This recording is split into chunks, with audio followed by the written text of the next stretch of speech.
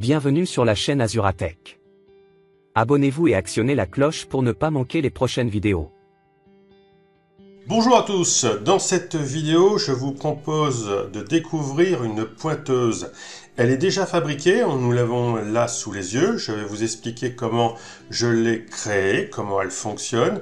Vous pouvez la télécharger à partir du lien qui est dans la description, c'est gratuit, c'est le cadeau de la fin d'année. Allez, je vous montre ceci. J'ai tout d'abord donné une date pour le mois en cours. Je l'ai mis ici dans la cellule jaune qui est en A5. J'ai tapé tout simplement 1-12-24 qui est le 1er décembre, donc le premier jour du mois. Automatiquement, après avoir tapé une date, toutes les dates du mois vont s'inscrire en dessous jusqu'au 31e jour. Attention, je n'ai pas géré sur cette pointeuse le fait qu'il peut y avoir des mois à 30, 28 ou 29 jours. Ça, je vous laisse après vous en amuser ou ce sera une prochaine version. J'ai fait très simple pour cette démonstration. Donc ensuite, je calcule automatiquement le jour de la semaine à côté dans la colonne B. Ici, c'est tout simplement une fonction joursem qui va venir chercher le jour de la semaine de la date qui est dans la colonne A. Et à partir d'un numéro que je vais obtenir, compris entre 1 et 7, lundi pour 1, mardi pour 2 et ainsi de suite jusqu'à dimanche, valeur 7, je mets tout ceci dans une autre fonction qui s'appelle choisir. Et donc, en fonction du numéro que j'obtiens, je choisis d'afficher le message qui est derrière, entre guillemets. Donc, si joursem me donne 1, je vais aller choisir le mot lundi. Par exemple, ici, pour le 1er décembre, on était un dimanche, ça veut dire que la fonction a retourné la valeur 7, et donc j'ai choisi, en fonction de la valeur 7, le dernier mot à afficher qui est dimanche. Et donc ça fonctionne très bien. La preuve, si je mets par exemple en cellule jaune ici à 5, je mets le 1er novembre 2024, automatiquement le système se change, j'ai mes jours qui sont affichés dans ma colonne A et à côté j'ai le jour de la semaine qui correspond. Voilà, donc je vais revenir sur le 1er décembre.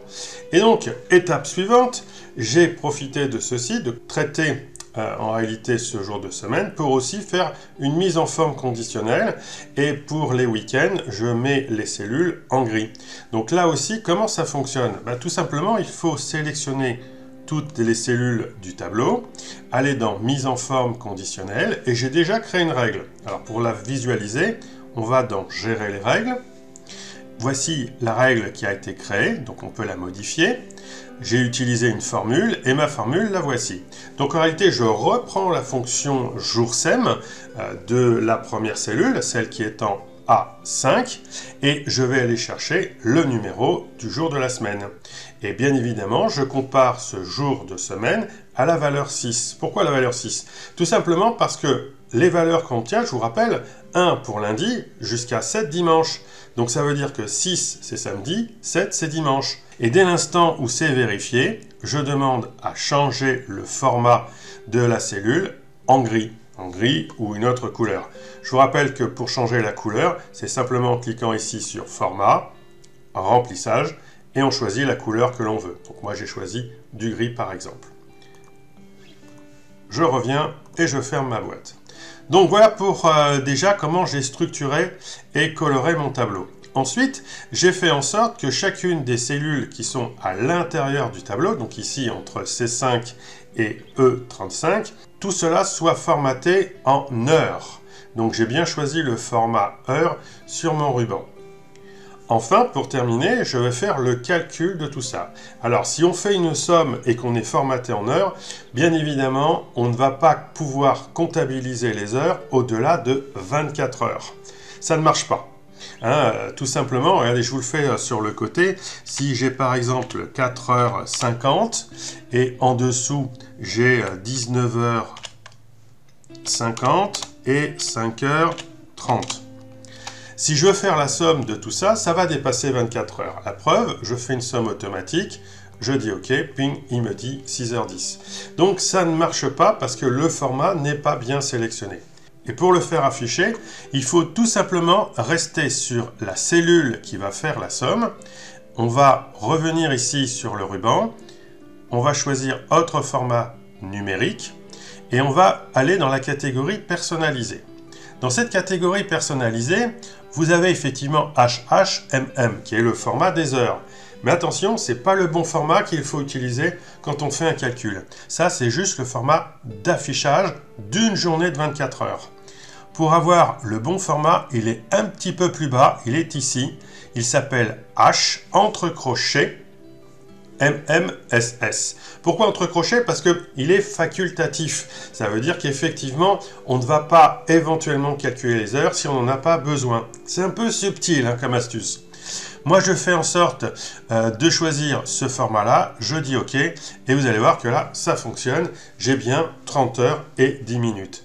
Donc, l'astuce fonctionne bien. Donc, je vais adapter ce format sur mes 3 cellules de Toto. Et maintenant, je vais vous prouver que tout ça fonctionne. Allez, on fait fonctionner notre pointeuse. Imaginons Charles. Alors, vous pourrez bien évidemment changer les prénoms, en rajouter d'autres. Ce tableau est accessible pour tout le monde. Allez, lundi, par exemple, on va dire qu'il a travaillé 7h40. Donc, tapez bien un format horaire. 7:40. Et non pas 7 ou 7,40. Ça ne marchera pas. Il va considérer ça comme des décimaux et des numériques et il va transformer tout ça. Non, non. Le bon format de frappe de l'heure, c'est 7:40. Je valide, donc il a fait 7h40. Donc le total est bon, il est à 7h40. Le lendemain, mardi, il fait 7h10.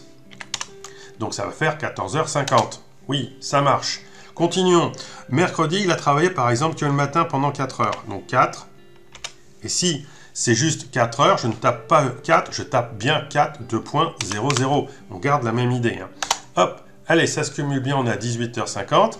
Et le jeudi, il a fait 7h40. Et vous voyez que là, on passe à 26h30. On est bien allé au-delà des 24 heures.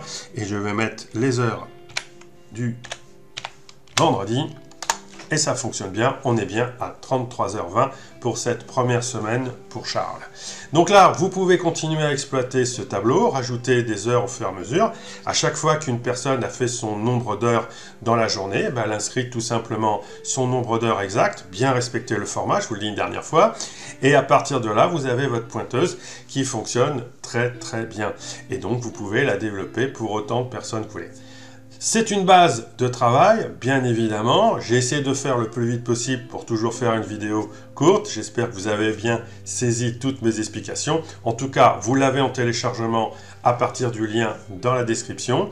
Profitez-en, modifiez-le, arrangez-le. Vous pouvez faire un petit peu de déco. Vous pouvez même arranger le fait que je suis des fois au-delà de 31 jours. Tout ça, c'est des petits réglages qui peuvent se faire très facilement. J'ai déjà donné les astuces dans des vidéos précédentes. Mais s'il faut, laissez-moi un message. Je ferai peut-être une version 2 plus avancée de cette pointeuse.